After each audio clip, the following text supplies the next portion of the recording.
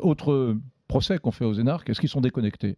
Est-ce qu'ils vivent dans un autre monde, qui n'est pas le monde réel, qui n'est pas la France? Alors c'est possible, mais ce n'est pas les seuls. Le vrai reproche qu'il leur est fait, outre d'être un peu hors sol, c'est d'être dans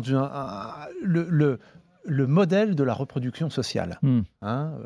Énarque quasiment maintenant de père en fils ou de mère en fille. En moyenne, 3 élèves par promotion sont fils ou filles d'énarques. En moyenne, 3 élèves sur 83. Non, l'ENA n'est pas une école de fils et de filles d'anciens élèves de l'ENA. Alors, l'ENA aux fonctionnaires hors sol, je ne sais pas si les préfets qui aujourd'hui assurent l'ordre public en France dans la période troublée que nous connaissons, je ne sais pas si ce sont des personnes hors sol. Je pense qu'ils ont au contraire les pieds bien ancrés dans le sol.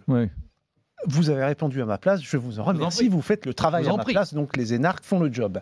Pour être plus précis, le reproche qui est fait, c'est pas, oui, effectivement, ces filiations, ces dynasties d'énarques. C'est le fait qu'en 1945, il n'y a pas de dynastie d'énarques. Une des raisons de la création de l'ENA, c'était de l'ouvrir à la société, à une plus grande diversité sociale, et aux femmes d'ailleurs. Dès l'origine, c'était prévu. De ce point de vue-là, on ne peut pas dire que ça a été une réussite brillante. C'est un grief qu'on peut faire aussi à d'autres écoles, à d'autres grandes écoles. Elles sont toutes dans la même situation. 40% des élèves de la promotion entrante sont des femmes. Oui. Ce n'est pas la parité, mais c'est beaucoup mieux que ce que l'on voit dans beaucoup de secteurs. Et s'il n'y avait pas eu l'ENA, beaucoup de femmes n'auraient pas pu faire les carrières qu'elles ont faites. L'école a été dirigée par plusieurs femmes. Ce qui, toutes ne peuvent pas en dire autant.